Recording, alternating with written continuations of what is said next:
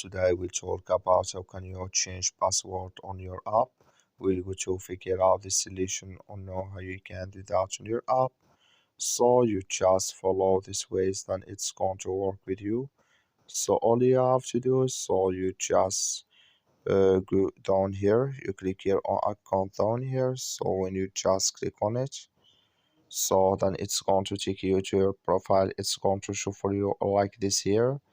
Then all you have to do now, you just go here above this sign, click on it.